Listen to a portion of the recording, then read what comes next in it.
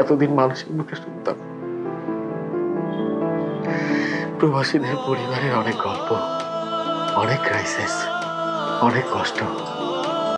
কিন্তু দেখো, ভাগ্যের কি নীলা খেলা, আজকে আমার সাথে এই ঘটনা ঘটে গেল। কেন বললে তুমি এসব আমার সাথে, বলো তো? হ্যাঁ? তুমি যখন আমাকে বললে তোমার বান্ধবীর জন্মদিনে তুমি যেতে চাও, তারপর সন্ধ্যার সময়, ঠিক সেই সময়টা, ঠিক সেই সময়টায় আমার সন্দেহ কাজ করেছিল। আমার কাছে মনে হয়েছিল তুমি হয়তো মিথ্যা কথা আমাকে এনে মেনে বলছো। ঠিক তারপর পর তোমাকে আমি ফলো করা শুরু করলাম।